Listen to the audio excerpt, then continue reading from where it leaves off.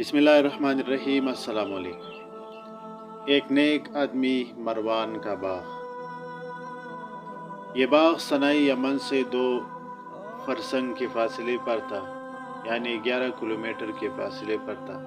مالک میووں کا 10واں حصہ فقراء کو دیتا اور جب باغ میں جاتا فقراء کو بلا لیتا اور گری ہوئی میوے فقراء اٹھا لیتے، اور جب میوے پک جاتی اور توڑنے کا وقت آتا تو فقیروں کو بلا کر بہت کچھ دیتا تھا۔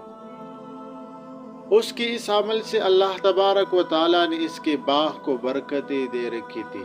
مروان کے انتقال کے بعد ان کے 3 بیٹے اس باغ کے وارث ہوئے۔ انہوں نے آپس میں مشورہ کیا اور کہنے لگا، مال توڑا ہے اور ہمارا ضرورت زیادہ ہے۔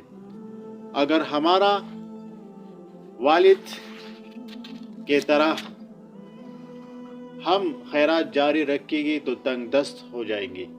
آپس میں مل کر قسمیں کھائے اور کہ صبح سویرے لوگوں کے اٹھنے سے پہلے جا کر میوے چن لیں گے۔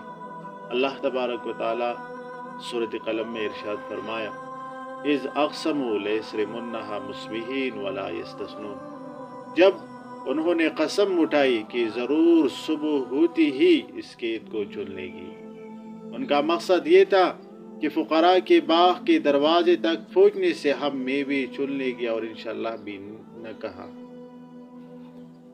اللہ تبارک و تعالیٰ نے پھر ارشاد فرمایا، فطاف علیہم طائف من ربک وہم نائمون۔ ان کے باغ میں پہنچنے سے قبل بصورت وبا آگ نے ان کے باغ کو تباہ کر دیا اور وہ سوتے رہ گئے۔ فتنادوا مصبحین، پھر صبح ہوتی ہی انہوں نے ایک دوسروں کو پکارا، ان اغدوا علی حرثکم ان کنتم صارمین، فانطلقوا وہم یتخافتون، کہ سویرے اپنی کھیتی کو چلو اگر کاٹنے ہے تو، اور وہ چلی تو آپس میں کہتے جاتے تھے، اللہ یدخلنها اليوم علیکم مسکین وغدوا علی حرد قادرین، اگر کہ آج ہرگز کوئی مسکین تمہارے باغ میں نہیں آئے گا، اور تڑکے چلی یہ سمجھتی ہوئی کہ وہ اس ارادے پر قادر ہے، یہ سمجھتی ہوئی کہ تمام میوے اپنے قبضے میں لے لے گے، اور کسی مسکین کو باغ میں داخل ہوتے دیکھا تو سارا باغ تباہ ہو چکا تھا اور میوے کا نام و نشان تک نہ تھا، تو کہنے لگے، ہم راستہ بھٹک کر کسی اور باغ میں آ گئی ہے، اس لیے کہ ہمارا باغ تو میووں سے بھرا ہوا تھا اور یہ تو تباہ ہے۔ دن چڑھنے پر جب غور کیا، اس کا در و دیوار دیکھے تو کہنے لگی، مسکینوں کو باغ کا منافع سے دینے کا ارادہ کر کے ہم اسی سے محروم ہو گئی، اور ہم بد نصیب، بل نحن محرومون، بل کہ ہم محروم ہو گئی باغ سے۔ اب ان میں سے درمیان بھائی بولا، کیا میں تمہیں نہیں کہتا تھا کہ تسبیح کرو اور ارادہ بد سے توبہ کر لو اور اللہ تعالیٰ کی نعمت کا شکر ادا کرو؟ قال اوسطهم الم اقل لكم لولا تسبحون۔ میں ان میں جو سمجھدار تھا بول اٹھا، میں تمہیں کہتا نہ تھا کہ اس تسبیح کیوں نہ کرتے؟